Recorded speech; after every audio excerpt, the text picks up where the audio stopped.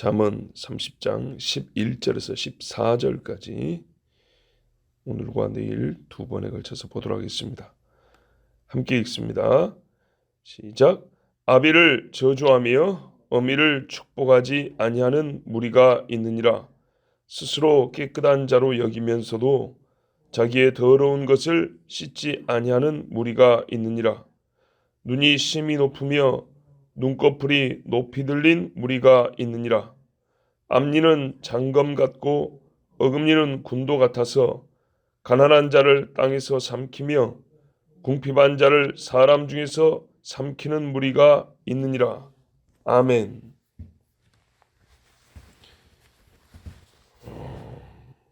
이런 무리가 있다 합니다. 또 번역에 따라 이런 세대가 있느니라 그랬습니다. 그런데 살펴보면 특정한 시대에 특정한 세대만 이런 건 아니고요.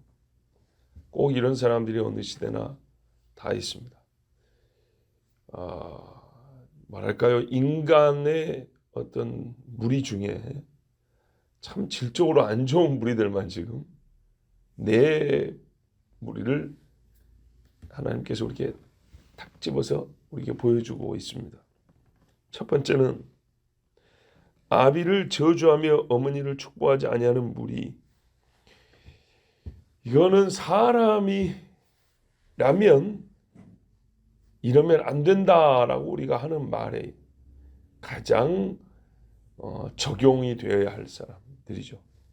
사람이 그러면 안 돼라는 말을 꼭 이런 사람한테 붙이는 겁니다. 아비를 저주하다니요. 사람이 받은 복 중에 제일 큰 복은 내가 존재한다는 겁니다. 태어났다는 겁니다. 오죽에 쓰면 우리말의 어버이 중에 아버지 날 낳으시고 어머니 날 기르시고 그러는데 우리 실제 생활에서 보면 어머니가 산부인과에서 나를 낳고 아버지가 기르려고 밖에 와서 고생고생 일을 한단 말이죠. 그거 바꿔 말하면 더 맞을 것 같은데 왜 아버지 날 낳으시고 그러냐면 이 생명의 씨 때문에 그러는 겁니다. 그렇다면 나의 생명이 시작된 곳을 저주한다. 논리로 말하면 자기 자신을 저주하는 거하고 다를 바가 없습니다.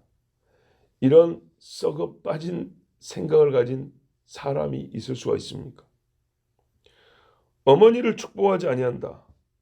자라면서 인간이 들어야 될 제일 좋은 소리를 최초의 시기에 제일 많이 해준 사람, 내 귀에 들리게 해준 사람이 어머니입니다.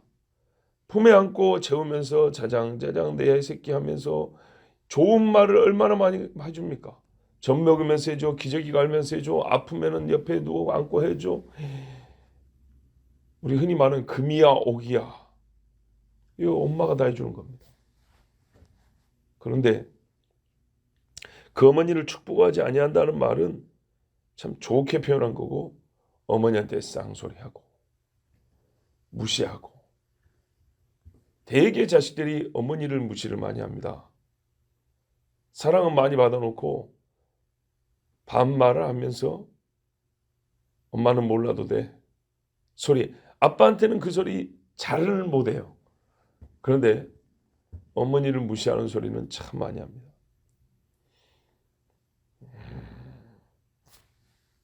그런 무리가 있느니라.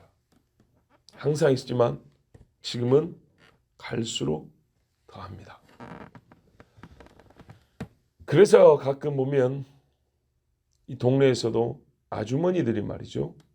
어머니들이죠. 어머니들이 남의 자식이지만 자기한테 인사를 잘한다거나 말을 공손히 하는 아이들을 보면 참 이뻐합니다.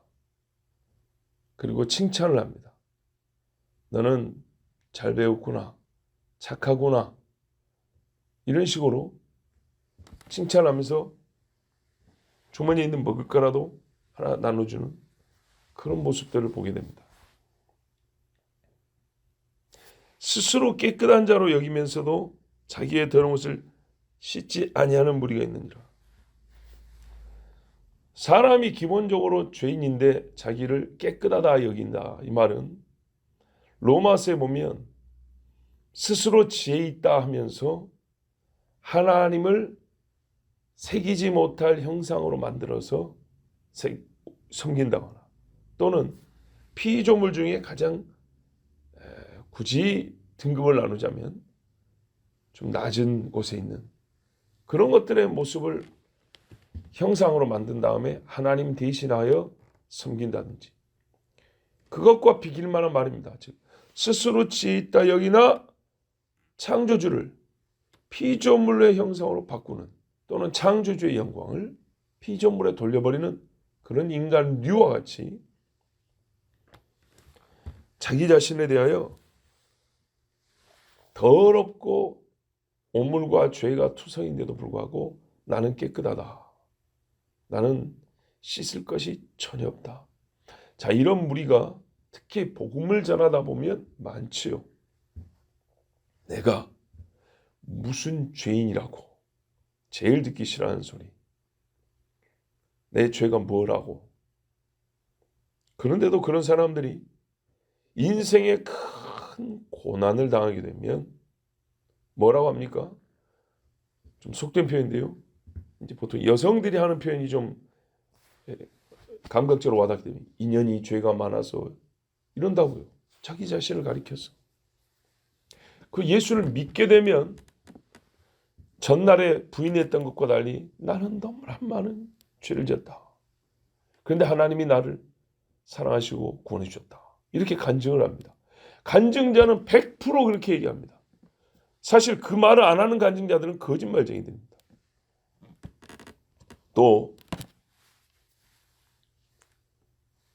뭐 정치인 내지는 전직 공무원이라고 해야 될까요?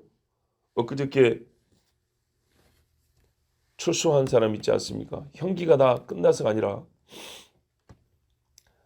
구속이라는 말이 무슨 말이냐면, 우리가 뉴스 들을 때 재판이 최종심까지 가서 선고되어서 감옥에 갇히는 것을 구속이라는 게 아닙니다. 그 뭐냐면 조사를 하고 재판 심리적 1차, 2차, 3차 이렇게 여러 번 불러가지고 판사 앞에서 다시 죄를 확인하고 마지막 선고를 합니다. 땅. 그러면 감옥에 가두잖아요. 그 전에 집에서 왔다 갔다 하면서 조사받을 수 있고, 집에서 왔다 갔다 하면서 재판받는 경우도 많이 보셨죠. 그게 아니라 당신은 가둬놓고 재판을 해야겠어. 가둬놓고 조사를 해서 이걸 구속이라고 합니다. 근데 그게 기간이 한정이 돼 있어요. 예. 그래서 일단 그게 만료가 돼서 나왔다는 말입니다. 그래서 뭐라 그래요? 아직 재판은 진행 중이라는 거예요. 이제부터는 출퇴근하면서 말하자면 집에서 왔다 갔다 하면서 재판을 받는 거예요. 가둬놓고 조사할 시간은 끝났고 가둬놓고 재판받을 시간은 지났다는 거예요.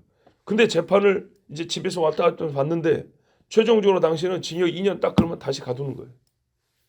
그래서 이런 말이죠. 구속 수사. 짧게는 이틀, 길게는 1년 이렇게 됩니다. 계속 가둬내야 될 이유가 없으면 그 기간이 만료되면 일단 풀어줍니다. 뭐 왜 가둬놓고 수사하냐? 그게 두 가지인데요. 첫 번째는 죄가 너무 커. 아직 끝나진 않았지만 발견된 증거나 정황 자체가 너무 큰 죄. 이 사람은 그래서 가둬놓고 조사합니다. 또는 집에서 왔다 갔다 조사를 하면 증거를 숨기거나 없애버리거나 도망할 수가 있다. 그러면 가둬놓고 조사합니다. 이런 경우들입니다. 하여튼 그런데 그 구속기간이 만료돼서 나온 그가 뭐라 그럽니까? 전날에는 나 죄 없다 소리 부정했지만 지금 뭐라 그래요? 죄 있는 대로 받아야 한다. 죄 지은 자가 받아야 한다. 어제 인터뷰에 그렇게 나왔다 그러더라고요. 자, 스스로 깨끗한 자로 여기면서도 자기의 더러운 옷을 씻지 아니하는 무리가 있느니라. 대체로 큰 죄를 지은 자들이 보통 이래요. 그렇지만 때가 되면요, 그 부끄러움에 얼굴을 못 들게 되죠. 눈이 심히 높으면 눈꺼풀이 높이 들린 무리가 있느니라. 웬만하면 쌍꺼풀 수술도 안 하면 좋겠습니다. 쌍꺼풀 수술하면 보통 눈꺼풀이 들리지 아래로 쳐지지는 않더라고요. 쌍꺼풀 수술을 이야기할 건 아니지만 우리가 이제 그래도 조금 이 말씀을 좀 확대해서 좀 생각해 보면 수술한 눈은 티가 나요. 그러면 예쁘다 하면서도 그게 원래 것이 아닌 줄 알기 때문에 약간 비웃음 내지는 웃음거리가 될 때가 있습니다. 자, 하여튼 보십시오.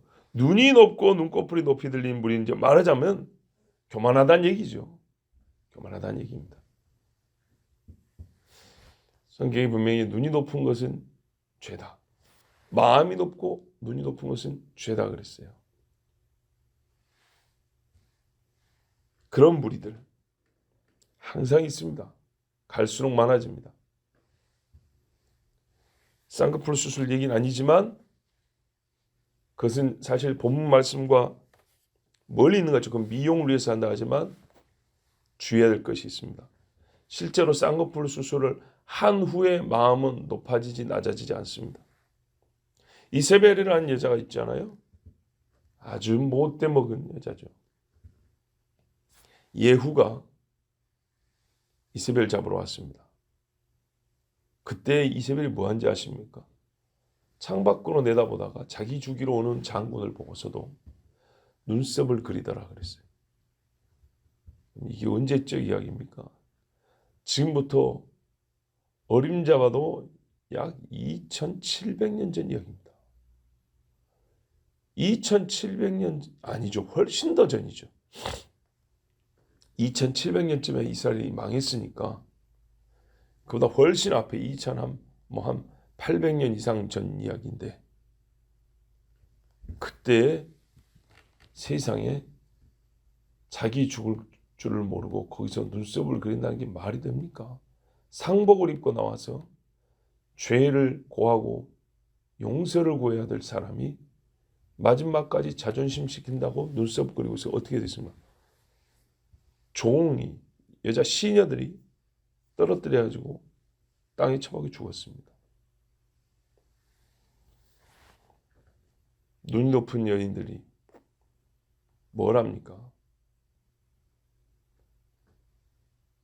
그 높은 눈을 가져서 남에게 고귀하게 인정을 받고 대우를 받냐? 그렇지 않습니다. 눈이 높기 때문에 치장하고 귀본처럼 살아야 된다라고 생각합니다. 근데 막상 그러려니 지위도 명예도 돈도 없어요. 그것을 얻기 위해 어떻게 하죠? 그것을 가진 자들에게 붙어야죠. 가진 자들에게 자기를 보여야죠.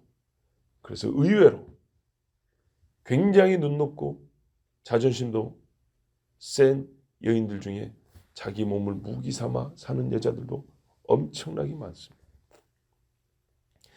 제가 총각 때 들은 이야기, 제가 어릴 때 들은 이야기, 소위 고급 술집 요정이라고 부른데 하면은 엘리트 여인들이 즐비하다 그랬습니다. 많이 배운 여자들이 많다는 거예요. 왜요? 높게 살려고 하니 돈이 필요하다는 거예요. 그러니까 하룻밤에 몇백씩 얻을 수 있는 그런 자로 간다는 거예요. 차라리 높으면 자기 몸을 귀하게 여길 줄 알아야 되는데 보이는 것과 치장하는 것으로 자기를 높이려고 생각하니 오히려 자기 몸을 저 짐승물에다 던져놓는 겁니다. 그러니까 이런 무리들은 사실은 얼마나 어리석고 얼마나 비참한 지경에 빠지는지 모릅니다. 앞니는 장검 같다. 옛날 군인들이 휘두르는 칼 있잖아요. 그 중에 장검은 거의 사람의 가슴 높이.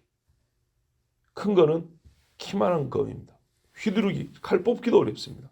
그런데 그걸 휘두르는 방법도 있긴 있어요. 근데 어쨌든 이렇게 큰 검, 실제로 앞니빨은 좀 크죠. 길죠. 그렇게 비유를 해놓은 건데. 어금니는 군도 같아서. 어금니는 분쇄하는 이빨이잖아요. 군인들이 쓰는 칼 찍고 깨뜨려버리고 옛날 칼들이 얼마나 무섭냐면요. 머리를 치잖아요.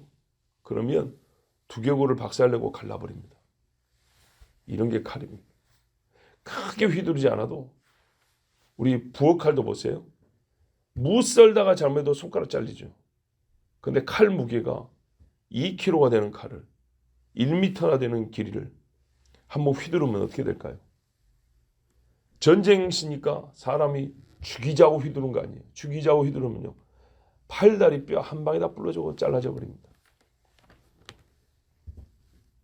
이빨이 그러다.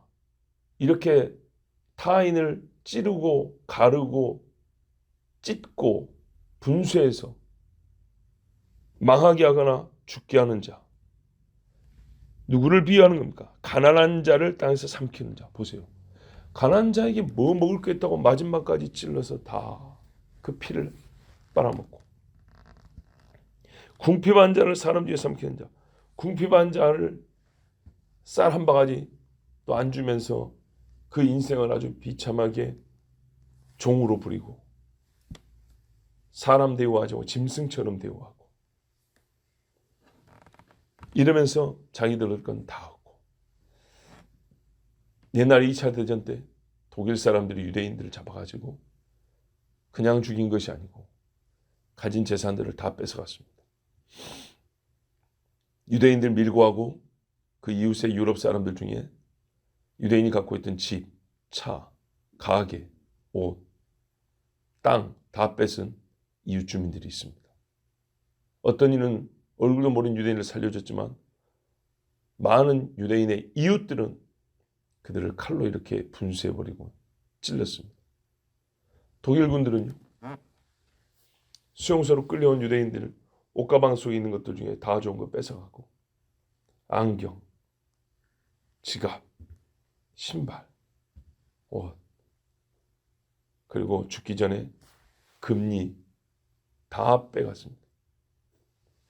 지금도 우크라이나 러시아 전쟁 중에 러시아 점령지에 가봤더니 우크라이나 사람들 죽이기 전에 금리 빼가지고 모아놓은 것들 상자가 발견됐지 않습니까?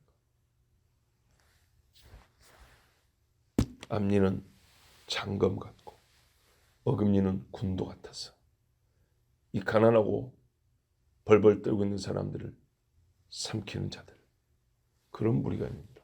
자, 이제 한번 보십시오. 이 네 가지가 우리 사람의 감정상 어떤 경우는 너무 무섭다, 끔찍하다. 어떤 경우는 그래, 그러면 안 되지 정도 약간의 차이는 있을지 모르지만 다 옳다고 말해준 게 아니라 사람은 이래서 안 된다, 이런 것을 말해줍니다. 가장 가깝게는 또는 최고로 우리가 존중해드려야 될 부모님으로부터, 얼굴을 모르는 그저 그 사람의 신분이나 지위를 나타내는 가난한 자에 이르기까지. 거꾸로 하면 어떻게 해야 되죠? 아버지를 축복해야 되고요. 어머니를 공경해야 되고요. 자기 자신을 부정하게 하나님 날 용서해 주세요 이렇게 말해야 하고 남을 나보다 낫게 여기라 말씀을 따라야 하고, 눈을 낮추어서 다른 사람을 상석에 앉게 하고 자기가 오히려 말석에 앉는 것이 맞는 것이고, 혹 먹지 못할 가난한 사람이 있으면 내 어금니로 씹어 먹을 음식을 나눠주고, 이렇게 해야 이게 사람다운 것이고 하나님의 백성다운 삶이 아니겠습니까? 그런데 그런 사람들이 이제 찾아보기가 어렵습니다. 가끔 우리가 식당에 가서 대화하는 소리를 들어보면, 그냥 밥 먹으면서 여러 소리를 하잖아요. 이런 사람들이 제법 있습니다. 교회 내지는 우리 그리스도교 신앙 이야기라는 소리를 듣게 됩니다. 듣게 돼요. 그런데 그 이야기를 듣다 보면 다 주제는 신앙의 이야기인데 신앙생활 한다는 얘기가 아니고 욕하는 얘기, 또는 자기 자신의 거짓된 신앙 이야기를 제 주변 사람들에게 말하는 소리를 듣게 됩니다. 말하는 소리. 어제도 바로 양옆에서 소리를 하더라고요. 한쪽에 어떤 아주머니가 그 믿는 자의 품격이 미안하지만 전혀 느껴지지 않는데 주제는 이거였어요. 아들이 무슨 태권도 시합인지 심사한지인데 주일날 있어요. 주일날. 근데 두 가정이 이제 같이 밥을 먹는 것 같은데 얘기하는 거예요. 내일 교회 가야 되는데 이제 뭐 그런 얘기 하다가 내일 못 가 그래요. 얘 내일 뭐 하잖아 그러면서 너무나 괴로움 없이 교회 못 간다 이야기를 해요. 물론 왜 이런 건 다 일요일날 하는 거야. 그렇지만 그러니까 그냥 하지 말자. 아니면은 근심하고 고민하는 그런 것이 전혀 없습니다. 또 한쪽에서는 아직 30이나 됐을까 안 됐을까? 옛날에 술을 마시면서 내가 교회를 다닌 적이 있다. 그러면서 하는 말이 솔직히 고백하는 거예요. 그때도 무슨 믿음이 있어서 간 건 아니고 하면서 그냥 젊음 재미로 다녔다는 얘기. 얼마나 참 듣기 안 좋은지 모릅니다. 이 두 사람의 이야기가 무슨 큰 죄를 모의했다거나 뭐 신성모독의 발언을 뭐 크게 했다거나 그런 건 아닙니다. 그런데요. 그리스도 자칭 그리스도인이었거나 인 사람이 있다는 거예요. 자칭. 그분들의 말에는 신앙의 깊은 감동, 고민, 간구 이런 걸 찾아볼 수가 없습니다. 찾아볼 수가 없어요. 사람들이 이와 같은 일을 보면 마음이 아파야 되는데 그걸 찾아보기 어렵고 또한 오히려 마음을 반대로 쓰는 부모를 보면 더욱 부모를 어떻게 해요? 공경 내지는 이제 연로하신 부모님을 안쓰럽게도 생각되는데 전혀 그렇지 못하고 오히려 마음이 멀어지고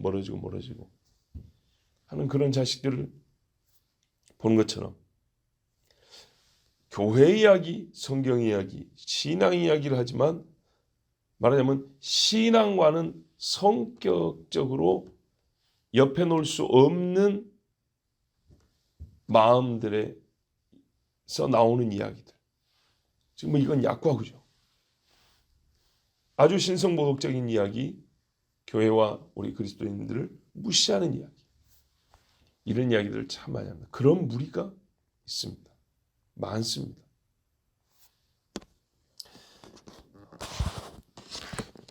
오늘 우리 찬송에도 세상 모두 사랑 없어 했는데요. 성경에 갈수록 사랑이 식어진다 했습니다. 사랑이 나는 주제만 봐도 그렇습니다. 하나님 앞에 가져야 될 두려움, 또한 신앙인들이 갖고 있어야 될 경건의 열심, 모든 좋은 것들이 갈수록 약해지고 있습니다. 우리가 그런 시대에 살고 있는데 그런 무리에 들어서는 안 되겠습니다. 시편에 복 있는 자의 무리와 복 없는 자, 엄밀히 말하면 저주받을 자의 무리가 나뉘어 있습니다. 이 잠언의 뒷부분에 우리에게 말씀해 줍니다. 딱 나눠서 지금까지 지혜를 들었다면 과연 이런 무리가 지혜로운 자들이냐 또는 이 무리에 들어야겠느냐. 지혜의 실제를 말할 때 우리 사람은 분명 어떤 무리 또는 어떤 세대라고 명칭이 부여될 것인데 과연 어떤 무리에 들어야 하고 어떤 세대라 불려야 되겠는가. 광야만 하더라도 광야 1세대와 2세대를 나누고 결이 다르지 않습니까?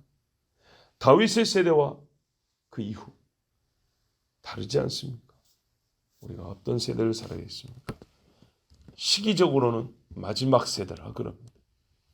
근데 그 마지막 세대는 이와 같은 무리가 득세할 것이고 노아의 때와 같이 경건한 무리는 아주 적다 그랬습니다.